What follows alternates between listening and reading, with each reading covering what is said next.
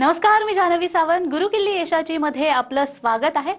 आज आपल्या प्रत्येकाची भविष्यासाठी धडपड सुरू आहे आणि म्हणून तुमच्या भविष्याबद्दल बोलण्यासाठी सुप्रसिद्ध राज्य ज्योतिष यांत्रिक श्री माधव गुरुजी आज आपल्या सोबत आहेत. सगळ्यात आधी आपण त्यांचं स्वागत करूया. गुरुजी, कार्यक्रमात खूप खूप स्वागत आहे. साईराम. आदेश.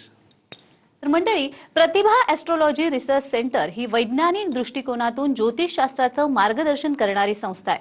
ॲडव्होकेट श्री माधव गुरुजी या संस्थेचे संस्थापक आहे. श्री माधव गुरुजी यांनी शुक्राचार्य ॲस्ट्रोलॉजी सेंटर दिल्ली मार्फत त्यांनी ज्योतिषशास्त्राचा विविध शाखांचा तब्बल 16 वर्षांचा अभ्यासक्रम पूर्ण करून राज्य ज्योतिष यांत्रिक ही पदवी संपादन केली आहे. गेल्या 19 वर्षांपासून प्रतिभा ॲस्ट्रोलॉजीच्या माध्यमातून श्री माधव गुरुजींनी हजारो कुटुंबांना मार्गदर्शन केलंय. श्री माधव गुरुजी यांना ज्योतिष विद्याशास्त्राची 7 पिढ्यांची म्हणजेच 350 वर्षांची परंपरा लाभली आहे. सूक्ष्म रीडिंग, कुंडली मार्गदर्शन, वास्तुदोष निवारण, प्रश्नकुंडली, पंचयाग, महालय श्राद्ध या विविध सेवांसोबतच आध्यात्मिक साधनांसहित धार्मिक यात्रा प्रतिभा ॲस्ट्रोलॉजी मार्फत आयोजित केल्या जातात. चारधाम यात्रा, नर्मदा परिक्रमा, तिरुपती कोल्हापूर यात्रा, हम्पी यात्रा, पंढरपूर यात्रा, गिरनार यात्रा, कैलास मानसरोवर अशा यात्रा वर्षभरामध्ये नियोजित केल्या जातात. स्वतः ॲडव्होकेट श्री माधव गुरुजी या यात्रेमध्ये देवदर्शनासोबतच सर्व आवश्यक धार्मिक विधी यजमानांकडून करवून घेतात, ज्याने त्यांच्या आयुष्यातील अडचणींवर मात करत सुखाचा मार्ग मोकळा होतो. श्री माधव गुरुजी यांना भेटण्यासाठी आपण पनवेल या सेंटरवर सोमवार, मंगळवार आणि शुक्रवार या दिवशी आणि प्रत्येक शनिवारी दादर आणि रविवारी पुणे येथे गुरुजींना भेटू शकता. तसंच गुरुजींचं शैक्षणिक क्षेत्रामध्ये देखील मोठं योगदान आहे. बाबा इंटरनॅशनल नावाची त्यांची स्वतःची CBSE शाळा आहे. श्री माधव गुरुजी यांची विशेष ओळख म्हणजे ते नर्मदा तटवासी आहेत. ओंकारेश्वरला माधव स्पर्श शक्तिपीठ प्रतिष्ठान नावाचा स्वतःचा आश्रम आहे. अध्यात्माचा प्रसार प्रचार करण्याचा त्यांचा हेतू आहे. तसेच सुनीता उल्हास गोरक्षणी या गोशाळेच्या माध्यमातून गोमातेच्या सेवेसाठी, गोरक्षणासाठी कामही माधव स्पर्शमध्ये सुरू असतं. चला तर मग विषयाला सुरुवात करूया. माधव गुरुजी, आपण बघतो की आपल्या आयुष्यामध्ये ग्रहांचं महत्त्व खूप आहे. त्यामध्ये जर आता आपण मंगळ ग्रहाबद्दल आज बोलूयात, तर स्त्रियांच्या कुंडलीमध्ये मंगळ ग्रह कसा प्रभावित होतो, ॲस्ट्रोलॉजीच्या माध्यमातून काय सांगाल? मॅडम, आता लग्न सराई सुरू आहे आणि लग्न सराईमध्ये सुरू असताना यंदा कर्तव्य आहे या बॅनर खाली जे जे उत्सुक असतात या सगळ्यांनी धास्ती घेतलेली असते ती फक्त मंगळाचीच घेतलेली असते. आणि मंगळाचं असं असतं की पत्रिका म्हणजे की आत्ताच्या याच्यामुळे आपण ज्यावेळेला बघतो की एकंदर म्हणजे विवाह संस्था ही धोक्यात पण म्हणता येईल आणि जोरात पण म्हणता येईल, अशी दोन्ही याच्यामध्ये चालू आहे. आणि सगळं काही जुळून येतं आणि त्यावेळेला अचानकपणे हा विषय निघतो की बाबा मुलीला मंगळ आहे आणि मुलाला मंगळ नाही आहे, किंवा मुलाला मंगळ आहे आणि मुलीला मंगळ नाही आहे. आणि मग जेवढं काही जमलेलं असेल सगळं पसंतीपासून सगळं सगळं सगळं दोघांचं शिक्षण, दोघांचे प्लॅनिंग वगैरे, आणि मग एकंदर विषय असा निघतो आणि मग प्रत्येकाचं मतपरिवर्तन इतकं त्याच्यामध्ये होतं की शेवटी हा विषय राहतो की आता पुढे जायचं की नाही जायचं, म्हणजे करायचं की नाही जायचं. आणि मंगळ मग असा खूप मोठा वाटायला लागतो म्हणजे. आणि विशेषतः करून ज्यावेळेला आपण प्रश्न विचारलाय की स्त्रीच्या आयुष्यामध्ये मंगळाचं स्थान, तर स्त्रीच्या आयुष्यामध्ये मंगळ खूप महत्त्वाचं आहे म्हणजे. आणि तो मंगळ जाणून घेण्याकरता नुसता फक्त मंगळ ग्रह आणि त्याचं विवाहापुरतं आपल्याला मर्यादित नाही ठेवता येणार, तर त्याचे पूर्णपणे सगळे सिग्निफिकेटर आहेत ते आपल्याला जाणून घ्यायला पाहिजेत. परंतु त्याच्या अगोदर मी प्रत्येकाला सांगतोय की जर तुम्ही मंगळाच्या बाबतीत हा कार्यक्रम बघत असाल तर तुम्हाला खूप मोठं चांगलं मार्गदर्शन याच्यामध्ये मिळेल आणि मंगळाबाबतची तुमची कन्सेप्ट पूर्णपणे बदलेल. फक्त त्याच्याकरता विषय म्हणजे की तुम्ही खूप शांतपणे ऐका, म्हणजे की ॲस्ट्रोलॉजीचा एक मूलभूत सिद्धांत आहे. ज्याला मंगळाच्या बाबतीत विचार करायचा असेल तर पहिला ॲस्ट्रोलॉजीच्या सिद्धांतावर विचार करायला पाहिजे. आणि ॲस्ट्रोलॉजीचा सिद्धांत हे सांगतो की कुठलाही ग्रह कुठल्याही स्थानामध्ये असताना, म्हणजे कुठलाही ग्रह कुठल्याही ग्रहामध्ये असताना तो त्याचं चांगलं किंवा वाईट फळ हे जिथपर्यंत दुसरा ग्रह त्याच्याबरोबर येत नाही, युतीमध्ये येत नाही, किंवा त्याच्यामध्ये कुठल्याही याच्यामध्ये 3-12 किंवा 2-11 येत नाही, किंवा त्याच्या दृष्टीमध्ये येत नाही, तोपर्यंत तो चांगली वाईट कुठलीही फळं देऊ शकत नाही. त्यामुळे मंगळ तुमच्या पत्रिकेमध्ये चांगला आहे, तुम्हाला मंगळ आहे की नाही आहे, आणि मग त्याची तुमच्या आयुष्यामध्ये नक्की फळं काय राहतील हे डिपेंडंट आहे की तो मंगळ कुणाच्या बरोबर जातो, त्यावेळेला ते पूर्णपणे अस्तित्वामध्ये येतील. म्हणजे उगाच जसं लहानपणापासून ज्यावेळेला पत्रिका बनवली जाते आणि मुलीची पत्रिका असेल त्यावेळेला त्याच्यामध्ये ज्योतिषी लिहून देतात की मुलीला मंगळ आहे, आणि मग मंगळ म्हणल्यानंतर बापरे मग ती खूप रागीट असणार, ती खूप तापत असणार, आणि मग प्रत्येक गोष्टीकडे तिच्याकडे बघितलं जातं ना त्यावेळेला मंगळाकडनंच बघितलं जातं की मंगळ तिचा आहे, ती मंगळी आहे, या हिशोबानेच तिला पूर्णपणे प्रोड्यूस केलं जातं. आणि मग त्या मंगळाचा इतका मोठा बागलबुवा तयार होतो की मग तिचं लग्न आणि मग तिचं वैवाहिक जीवन आणि तिचं प्रत्येक क्षण त्या दृष्टिकोनातून बघितलं जातो. तर हरकत नाही, मंगळ मंगळ खरोखरी स्त्रीच्या जीवनामध्ये इतका म्हणजे की पूर्ण अनुकूल किंवा तिच्या प्रत्येक भागामध्ये आहे. कारण महिलेची जर ओळख आपण करून घेतली तर आपल्या पूर्णपणे संस्कृतीप्रमाणे तिची ओळख अशीच आहे की ती थोड्या कालावधीची कुमारिका आणि अनंत काळाची ती माता आहे. म्हणजे तिच्यामध्ये मातृत्व आणि या सगळ्या गोष्टी लॉंग टाईम करता आहेत. आणि या सगळ्या गोष्टींमध्ये जर तुम्ही मंगळाचे सिग्निफिकेटर बघितले तर राग म्हणजे मंगळ, रागीटपणा म्हणजे मंगळ. स्त्रियांचा सर्वात मोठा गुण म्हणजे की जो नाकारू शकत नाही तुम्ही किंवा त्याच्यामध्ये पॉझिटिव्ह निगेटिव्ह आणू शकत नाही तर गॉसिप. की सगळ्या बायका एकत्र बसल्यानंतर ते काही ना काही चर्चा करणार आणि कुणाबद्दल तरी चर्चा करणार. हाही जी गोष्ट आहे म्हणजे ज्याला गॉसिप आपण प्रॉपरली म्हणतो ते गॉसिप म्हणजे मंगळ. याच्या व्यतिरिक्त एखाद्याची निंदा करणं म्हणजे मंगळ, चुगली लावणं म्हणजे मंगळ. या सगळ्या गोष्टींमध्ये तुम्ही बघाल तर घरामध्ये वास्तूमधलं किचन म्हणजे मंगळ. म्हणजे ह्या सगळ्या गोष्टी ज्या आहेत या स्त्रीच्या जीवनातला एक मूलभूत घटक आहेत. ती जन्माला आल्यापासून किंवा तिला समजायला लागल्यापासून अगदी शेवटच्या क्षणापर्यंत ह्या सगळ्या तिच्या जीवनाच्या पैलूप्रमाणे आहेत. आणि या सगळ्या गोष्टींचा कारकग्रह मंगळ असल्यामुळे स्त्री आणि मंगळ हा खूप जवळचं नातं येतं. आता याच्यामध्ये प्रॉब्लेम असा होतो की ज्या वेळेला लग्नाची वेळ येते आणि लग्नामध्ये मग असं होतं की ती मंगळी आहे, तिला मंगळ आहे आणि मग तिचा मंगळ प्रभावी आहे. तर आतापर्यंत मंगळाची हायलाईट कॅरेक्टर सांगायची आली तर त्रेतायुगामध्ये मंथराजी होती की ज्याच्यामुळे जिने कैकेयीला सल्ला दिला की तू रामाला वनवासात पाठवा आणि तुझ्या मुलाला राजा कर, ती मंगळी होती. म्हणजे तिचा मंगळ स्ट्रॉंग होता. तुम्ही द्वापार युगामध्ये आला तर द्रौपदीच्या बाबतीमध्ये सुद्धा मंगळ होता, द्रौपदीला सुद्धा मंगळ होता. ती पण मंगळी म्हणून दाखवलेली आहे किंवा अनेक ठिकाणी तिचे दाखले दिले जातात की तिच्या मंगळामुळे तिथे हे डिसेन होते. आणि तुम्ही त्रेतायुगामधलं रामाचं उदाहरण घेतलं तर रामाच्या पत्रिकेमध्ये सुद्धा मकरेचा मंगळ आहे. आणि रावणाची आणि रामाची पत्रिका लगभग तुम्ही बघाल तर 85% सेम आहे. त्याच्यामध्ये रावणाच्या पत्रिकेमध्ये सुद्धा मकरेचाच मंगळ आहे. म्हणजे की ज्या घरामध्ये मंगळ पाहिजे त्या घरामध्ये मंगळ ज्या राशीमध्ये आहे ते रामाच्या आणि रावणाच्या सेम आहे. आता दोघांचं कर्तृत्व बघाल तर दोघंही कर्तृत्ववान आहेत परंतु दोघांचे उद्देश वेगवेगळे आहेत. म्हणजे तर ह्या गोष्टी त्याच्यावरती डिपेंड होतात की मंगळाच्या बरोबर कोण येतं. आज ज्या वेळेला मंगळाच्या बरोबर रवी येतो तर राम पूर्णपणे सद्विवेक बुद्धीने आणि जागृततेने करतो. आणि ज्या वेळेला त्याच्याबरोबर शनी म्हणजे रावणाच्या पत्रिकेमध्ये मंगळाबरोबर शनी येतो तर रावण पूर्णपणे दुर्बुद्धीने वागतो. रावण संपूर्ण दुर्बुद्धी करतो आणि समाज नाशवायचा कार्यक्रम करतो. तर या सगळ्या गोष्टींमध्ये विचार करता हा विचार करायला पाहिजे की मंगळाच्या बरोबर कोण येतं. आणि नॉर्मली या गोष्टीचा विचारच केला जात नाही जो ॲस्ट्रॉलॉजीचा पहिला सिद्धांत आहे. आणि दुसरी महत्त्वाची गोष्ट म्हणजे की ॲस्ट्रॉलॉजीमध्ये प्रत्येक ग्रहाचं मांडलेलं जे काही सिग्निफिकेटर आहे किंवा त्याची फलित आहे कुंडलीमध्ये त्याची जी फलित आहे या सगळं वेळ काळेनुसार बांधलेलं आहे. म्हणजे तुमची राशी एक असेल आणि मकरेचा मंगळ तुमच्या पत्रिकेमध्ये 4 जणांचे असतील तरी 4ही जणांच्या आयुष्यामध्ये त्याचा फरक वेगवेगळा असेल का तर प्रत्येकाची वेळ वेगळी आणि प्रत्येकाचा काळ वेगळा आहे. त्यामुळे हे सगळं भविष्य आहे हे वेळे काळेमध्ये बांधलेलं आहे. त्याच्यामुळे नुसती तुम्ही पत्रिका बघितली आणि ती मंगळ आहे म्हणून तुम्ही पत्रिका बाजूला ठेवली तर असं नाही होऊ शकत. एक छोटंसं उदाहरण देतो आमच्या ह्याच्यामध्ये म्हणजे की जसं कुंडलीच्या बाबतीमध्ये मॅक्झिमम लोक सेकंड ओपिनियन करता माझ्याकडे येतात. आणि सगळं असं लग्न जमलेलं होतं, इंटरकास्ट लग्न होतं परंतु त्या दोन्ही फॅमिली इतक्या जवळ आलेल्या होत्या की अगदी अलबेल सगळं झालेलं होतं. आणि त्यावेळेला पत्रिकेचा विषय निघाला आणि त्याच्यामध्ये मुलीला मंगळ आहे आणि मुलीला मंगळ आहे आणि मुलाला मंगळ नाही, मग काय करायचं. आणि मग त्यांचे जे चांगले ज्योतिषी होते की जे अगदी फॅमिली फ्रेंड होते त्यांच्याकडे ते गेले, त्यांना पत्रिका दाखवली आणि त्यांनी सांगितलं की नाही म्हणून हे लग्न नका करू म्हणून, तुम्ही यांना पुढे संतती करता त्रास आहे, यांना संतती होणारच नाही असं त्यांनी सांगितलं. आणि ते सेम पत्रिका घेऊन माझ्याकडे आले की असं असं म्हणजे आहे आणि बघा म्हणून तुम्ही. मी पत्रिका बघितली, त्यांनी मला काय विषय नव्हता सांगितला तर मी त्यांना सांगितलं की तुम्ही करा, तुम्ही पुढे जा म्हणून. याच्यामध्ये मुलीला मंगळ आहे आणि मुलाला मंगळ नाही पण तुम्हाला करायला काही हरकत नाही, तुम्ही बिंदास करू शकता म्हणून. तर मग त्यांनी ते घेतलं. ते म्हणले संतती करता वगैरे काय त्रास होईल का. मी म्हटलं काही नाही प्रॉब्लेम, संतती वगैरे 100% होईल, काही प्रॉब्लेम नाही. यांच्या नशिबामध्ये एवढी मुलं आहेत, ॲबॉर्शन कोलॅप्शनमध्ये जाऊन ही मुलं राहतील, यांना याच्यावरनं नावाक्षर असतील इतकं पण लिहिलेलं आहे. म्हणजे ते खूप खुश झाले. आणि मग त्याच्यानंतर त्यांनी जाऊन ते त्यांचे फॅमिली फ्रेंड ज्योतिषी होते त्यांना सांगितलं की नाही म्हणून आम्ही करणार आहे, आम्ही पुढे जायचा निर्णय घेतला. ते म्हणले ठीक आहे तुमची मर्जी म्हणून, काही हे नाही. आणि मग पुढे लग्न झालं, सगळं झालं आणि अगदी म्हणजे की 1.5 वर्षामध्ये त्यांना मुलगासुद्धा झाला. आणि मग ते मुलाचे पेढे द्यायला ज्यावेळेला त्यांच्याकडे गेले त्यावेळेला त्यांनी आवर्जून पेढे दिले, त्यांनी पेढे घेतले आणि तेही खूप समाधानी झाले कारण ते फॅमिली फ्रेंड होते की नाही खूप छान झालं म्हणून. पण माझं भविष्य खोटं ठरलं, म्हणजे त्यांनी सांगितलेलं भविष्य खोटं ठरलं त्याची त्यांना आस लागली. आणि त्यांना माहिती आहे की हे माधव गुरुजींकडे आलेले होते आणि यांच्या ओपिनियनने ते चालले. आणि मग ते त्याच्यानंतर मला भेटायला आले आणि मग भेटायला येऊन त्यांनी विचारलं की त्यांच्या पत्रिकेमध्ये असं असं होतं, ह्या ग्रहाचा हा कारक तर म्हणजे मी अभ्यास करतो तो चुकीचा आहे का, मी सांगतोय ते चुकीचं आहे का. त्यावेळेला त्यांना म्हटलं की नाही तुम्ही सांगताय ते एकदम बरोबर आहे, तुमचं भविष्य पण एकदम बरोबर आहे. तुम्ही जे भाकीत केलं आहे, तुम्ही मंगळाबद्दल जे सांगितलं की यांना संतती होणार नाही परंतु त्याची कालगणना तुम्ही काढायची विसरले. मंगळ तिच्या पत्रिकेमध्ये राहू बरोबर येतो तेव्हा ते संतती देणार नाही, तो 15 वर्षानंतर येतो. म्हणजे हिचं आता 28 वर्षाचं वय आहे, ही ज्या वेळेला 43 वर्षाची होईल त्यावेळेला मंगळ राहूला भेटतोय.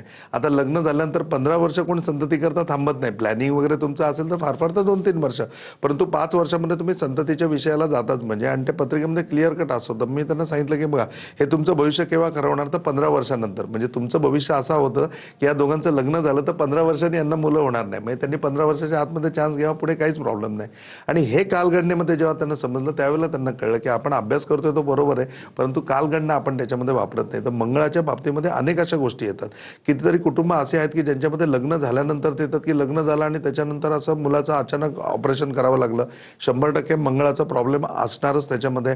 असं झालं की बाबा त्याच्यानंतर आर्थिक परिस्थिती खालावली, नोकरी गेली किंवा व्यवसायामध्ये काही प्रॉब्लेम यायला लागले, लग्न झाल्यानंतर अशी गोष्ट घडते, तर 100% मंगळ बघणं गरजेचं आहे. हे मंगळामुळे प्रॉब्लेम येऊ शकतात.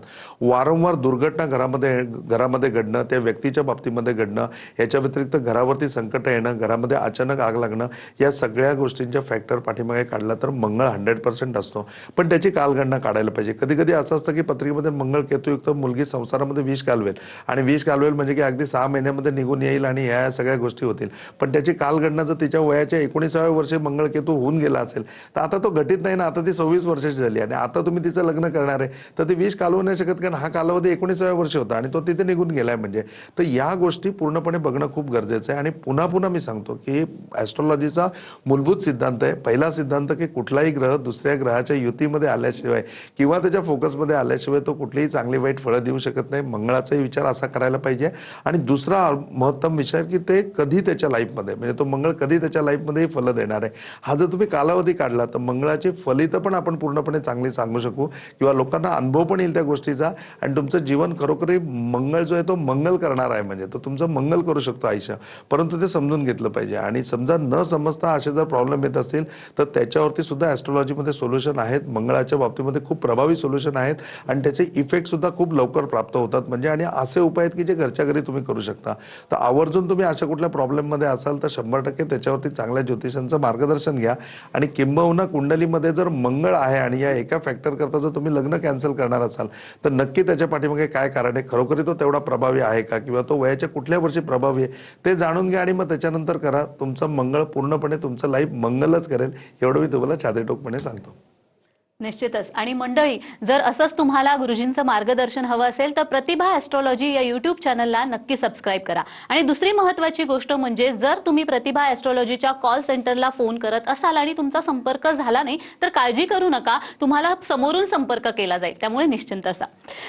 गुरुजी, आज आपण मंगळाबद्दल बोलतोय आणि जसं तुम्ही म्हणालात की लग्नामध्ये आपण महत्त्वाचं काय बघतो तर मंगळ ग्रहाबद्दल बोलतोय.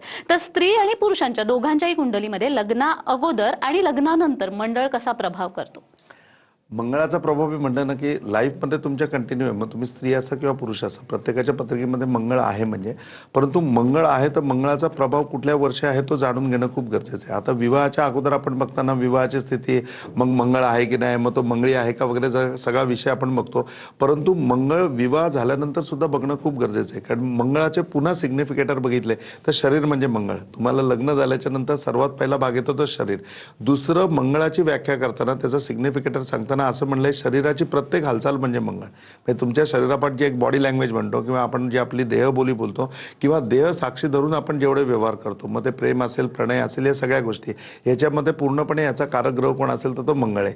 आणि तिसरी महत्त्वाची गोष्ट म्हणजे की लाईफमधलं स्ट्रगल म्हणजे पण मंगळ, लाईफमधली मेहनत म्हणजे पण मंगळ, मिठाई म्हणजे पण मंगळ. म्हणजे तुमच्या आयुष्यामध्ये मंगलमय जी गोष्ट होणार आहे की ज्याचं तुम्ही अगदी मिठाई वाटून स्वागत करणार आहे ती गोष्ट म्हणजे सुद्धा मंगळ येतं. तुमच्या लाईफमधलं स्ट्रगल म्हणजे पण मंगळ येतं. तुमच्या आयुष्यामध्ये करावी लागणारी विनाकारण मेहनत हे सुद्धा मंगळ येतं. तुम्ही जिमला जाणं आणि कवायत करणं हे सुद्धा मंगळ येतं. तुम्ही व्यायाम करणं हा सुद्धा मंगळ येतो. किचन हे सुद्धा मंगळ येतं. याच्या व्यतिरिक्त तुमचं एखादं ऑपरेशन, तुमची एखादी सर्जरी, तुमचा एखादा ॲक्सिडेंट, ते सगळं सुद्धा म्हणजे मंगळ. याच्या व्यतिरिक्त तुम्हाला इंजेक्शन दिलं जातं, ते इंजेक्शन देण्याची क्रिया सुद्धा मंगळच. तुम्हाला सलाईन लावलं जातं, ते सलाईन सुद्धा मंगळच. म्हणजे एनी कुठली पण तुम्ही बघाल तर इथल्याही बाबतीमधली जी हालचाल आहे ती हालचाल म्हणजे पूर्णपणे मंगळ येतं. मग ती शास्त्रीय असो किंवा शारीरिक स्वरूपामधली असो. म्हणजे मेकॅनिझम म्हणजे पण मंगळ येतं, मेकॅनिकल म्हणजे पण मंगळ येतं आणि इंजिन म्हणजे पण मंगळच येतं. तर या एवढ्या गोष्टी मंगळाच्या फॅक्टरमध्ये पूर्णपणे येतात. त्यामुळे ज्यावेळेला विवाह झाल्याच्या नंतर महत्त्वाच्या गोष्टींमध्ये म्हणजे की सर्वात पहिला भाग येतो की शारीरिक अडचणी. म्हणजे ज्यावेळेला दोघं जण एकत्र येतील त्यावेळेला त्यांच्या शरीर संबंधामधून जर काही बाधा निर्माण होत असेल किंवा त्यांना त्या रिलेटेड काही प्रॉब्लेम असेल, ज्याला आपण म्हणतो की त्यांना काही सिक्रेसी प्रॉब्लेम आहेत, म्हणजे तशी सिक्रेसी प्रॉब्लेम काही असेल, बेडरूम लाईफमधले काही प्रॉब्लेम असेल, तर हे सगळ्या प्रॉब्लेमला सोल्युशन सोल्युशन तुम्हाला तुमच्या कुंडलीमधल्या मंगळापासून मिळू शकतं आणि 100% त्याच्यावरती उपाय सुद्धा पूर्णपणे मिळू शकतात. मग ते वैद्यकीय स्वरूपाचे घेणे गरजेचं असेल किंवा मग आध्यात्मिक स्वरूपाचं असेल, ते दोन्ही तुम्ही जाणून घ्यायला पाहिजे. परंतु तुमच्या जीवनामध्ये लग्नाच्या नंतर जर तुमच्या शारीरिक संबंधामध्ये काही प्रॉब्लेम येत असेल तर त्याला पहिला कारक आहे तो तुमचा मंगळ आहे, की मंगळामुळे ते येऊ शकतात. दुसरी गोष्ट म्हणजे की लग्न झालंय परंतु लग्न झाल्याच्या नंतर संततीच्या बाबतीमध्ये अडचणी निर्माण होत आहेत, संतती होत नाहीये किंवा गर्भधारणा होते, कन्सीव्ह होत आहे परंतु त्याच्या व्यतिरिक्त कोलॅप्शन होत आहे, त्याच्यामध्ये ॲबॉर्शन होत आहे, त्याच्यामध्ये मिसकॅरेज होत आहे, या सगळ्या गोष्टी जर त्याच्यामध्ये होत असतील तर 100% कुठेतरी तुम्ही पहिला मंगळाचा विचार घ्यायला पाहिजे, की मंगळामुळे तुमच्या आयुष्यामध्ये म्हणजे की कसं होतंय आणि काय होतंय. तर त्या मंगळाचा पूर्णपणे कालावधी जाणून घ्यायला पाहिजे. तिसरी महत्त्वाची गोष्ट म्हणजे की जसं विवाह झाल्याच्या नंतर महत्त्वाची गोष्ट येते ती वास्तू. कुणाची वडिलोपार्जित वास्तू असते, कोण भाड्याच्या घरामध्ये राहत असतो, कुणाला नवीन घर घ्यायचं असतं. तर ते घर घेण्याच्या बाबतीत जर तुम्हाला अडचणी येत असेल, वारंवार तुमचं पुढे जात असेल तर 100% तुम्ही एकदा तुमच्या कुंडलीमधला मंगळ तपासायला पाहिजे. चौथं, विवाह झाल्यानंतर आवश्यक गोष्ट आहे ती म्हणजे पैसा. तुमचा कर्जबाजारीपणा म्हणजे मंगळ, तुम्हाला मिळणारं कर्ज म्हणजे मंगळ, दुसऱ्याचं धन म्हणजे मंगळ, तुम्ही एखाद्याकडनं उदार उसनवारी कर्ज म्हणून पैसे आणले, ती प्रत्येक गोष्ट मंगळ म्हणून येते. तुमच्या आयुष्यामध्ये कर्जबाजारीपणा जर राहत असेल तर 100% त्याला सुद्धा कारणीभूत मंगळच आहे. मग एवढ्या सगळ्या फॅक्टरने तुम्ही मंगळ बघायला पाहिजे. किंवा लग्न झाल्याच्या नंतर अशा काही घटना घडतात की ती मुलगी घरामध्ये आली आणि मुलगी घरामध्ये आल्याच्या नंतर सगळं वातावरणच बदललं. म्हणजे नंतर असं झालं की तिने मुलगा पूर्णपणे वेगळा केला. आज त्या दोघांमध्ये समन्वय राहत नाही म्हणून मग आई वडिलांनी सांगितलं बा तुम्ही वेगळे राहा, तुम्ही आनंदीमध्ये राहाल. मग ती वेगळी राहायला लागली. वेगळी राहिल्यानंतर ती मुलाला इतकी डॉमिनेट करायला लागली की मुलाने आत्महत्या करण्याचा प्रयत्न केला.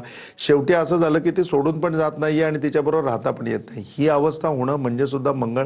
का तर हा सगळा स्ट्रगलच येतो. मग तो स्ट्रगल तुमचा इमोशनल असेल तर तुमच्या या सगळ्या गोष्टींमध्ये मंगळ पूर्णपणे इन्व्हॉल्व आहे, की यावेळेला मंगळ बघायला पाहिजे.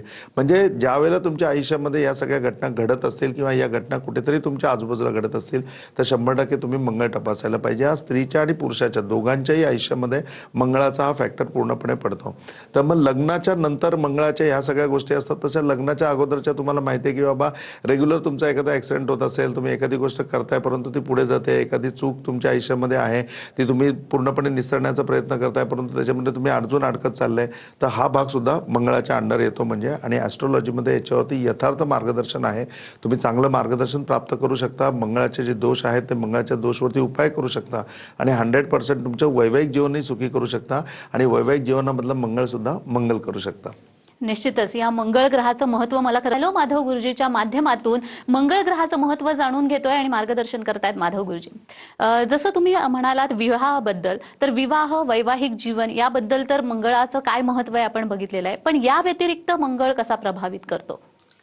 मॅडम, मंगळाचे सिग्निफिकेटर जर आपण बघितले म्हणजे तर विवाहापुरतंच फक्त मंगळाकडे बघितलं जातं, परंतु याच्या व्यतिरिक्त आपले हात म्हणजे मंगळ, आपले दात म्हणजे मंगळ. आता बघा, ज्यावेळेला तुम्ही रागवता ना त्यावेळेला पहिले तुम्ही दात चावायला सुरुवात करता. म्हणजे आपण म्हणतो ना दात ओठ खाऊन तो अंगावर आला, किंवा एखाद्याशी बोलताना आपण हातवारे करतो तर ते हातवारे होणं सुद्धा मंगळाचे म्हणजे मंगळाचा जो रागीटपणा, मंगळाचा जो तामसपणा आहे किंवा मंगळामुळे जो वादविवाद आहे हा सगळा तुम्ही बघाल तर तुमच्या बॉडी लँग्वेजमध्ये पण पुरापुरा भरलेला असतो. इथपासून मंगळ आहे. हत्यार म्हणजे मंगळ आहे. जर तुमच्या म्हणजे की दैनंदिन जीवनामध्ये तुम्ही जे हत्यार वापरता, मग सुरी वापरत असेल किंवा कामकाजाच्या निमित्ताने काय वापरत असाल तर ते हत्यार म्हणजे पण मंगळ आहे. त्याचा सुद्धा तुमच्या आयुष्याशी संबंध आहे. चौथी महत्त्वाची गोष्ट त्याच्या फॅक्टरमधली जी येते ते त्याच्या फॅक्टरमधली म्हणजे की जे एनी वैद्यकीय आपण इंजेक्शन घेतलं तर ते सुद्धा मंगळ आहे किंवा सलाईन लावलं तर ते सुद्धा मंगळ आहे. एवढं आपल्या जीवनामध्ये मंगळ प्रत्येक ठिकाणी भरलेलं आहे. परंतु याच्याबरोबर जो कर्जबाजारीपणा आहे, जो आर्थिक आहे, की असं होतं की वारंवार कर्ज घ्यायला लागतं, ह्याच्या पाठीमागे सुद्धा कारण मंगळ आहे. जर आपल्याकडे घरामध्ये पैसे टिकत नसतील, पैसे वारंवार येत असतील आणि ते खर्च होत असतील तर त्याच्या पाठीमागे सुद्धा मंगळ आहे. आणि कंटिन्युअसली आपल्यावरती जर कर्जच वाढत असेल, कुठलीही छोटी गोष्ट करायला पण आपल्याला कर्ज घ्यावं लागत असेल आणि मोठी गोष्ट करायला पण कर्ज घ्यावत असेल तर या दोन्ही गोष्टीला कारक जर असेल तर या दोन्ही गोष्टीला कारक ग्रह मंगळ आहे. म्हणजे आणि या सगळ्या फॅक्टरनी मंगळ आपल्या आयुष्यामध्ये म्हणजे नुसतं तुम्ही वैवाहिक जीवन किंवा नुसतं तुम्ही प्रणय किंवा बाकीच्या फक्त जीवनामध्ये लग्न करतानाच मंगळाचा विचार नाही करायला पाहिजे, तर अगदी शेवटच्या क्षणापर्यंत पण मंगळ येतो. कारण चिता म्हणजे पण मंगळ येतं, की लागलेली चिता तुमची ही सुद्धा मंगळच आहे. म्हणजे तर इथपर्यंत मंगळाचं अस्तित्व आपल्या आयुष्यामध्ये आहे. त्याचा काटेकोरपणे आपल्या आयुष्यामध्ये कधी काय हे आहे, त्याच्यामुळे कुठला प्रसंग आहे ते जाणून घेतलं तर हा मंगळ निश्चितपणे मंगल होऊ शकतो. अगदीच मी पुढे जाणारच आहे. मात्र मंडळी, तुमच्यासाठी महत्त्वाचं ते म्हणजे 15 फेब्रुवारीला महाशिवरात्र आहे आणि या महाशिवरात्रीच्या निमित्ताने ओंकारेश्वर येथील प्रतिभा ॲस्ट्रॉलॉजीच्या सेंटरमध्ये महामृत्युंजय यागाचं आयोजन करण्यात आलेलं आहे. त्यामुळे नक्की त्याचा लाभ घ्या. गुरुजी, मंगळाच्या चांगल्या वाईट जे प्रभाव आहेत, दोन्हीही चांगले म्हणा आणि वाईटही म्हणा, या दोन्ही प्रभावांवरती ॲस्ट्रॉलॉजी कसं समाधान देतं? मॅडम ॲस्ट्रॉलॉजी हे मार्गदर्शनाचं शास्त्र आहे. याच्यामध्ये प्रॉपरली मार्गदर्शन केलं जातं, प्रत्येक गोष्टीवरती समाधान सांगितलं जातं. एखादी गोष्ट चांगली आहे तर ती तुमच्या आयुष्यामध्ये कशी एक्सपांड करू शकता हे सुद्धा ॲस्ट्रॉलॉजी सांगतं. आणि एखाद्या गोष्टीमुळे काही तुमच्यावरती परिणाम होणार असतील तर त्यातून कसे वाचू शकता, त्याचं कसं कमीत कमी तुमचं नुकसान होऊ शकतं याच्याकरता सुद्धा मार्गदर्शन ॲस्ट्रॉलॉजी करतं. धरणी गर्भ संभूतम विद्युत क्रांती सौप्रम कुमारमच्या शक्तिहारमचे मंगळम प्रणम्यामम. तुम्ही मंगळाची जन्मभूमी बघाल तर उज्जैन आहे, जे म्हणजे की पूर्णपणे भारताचा मध्यबिंदू येतो.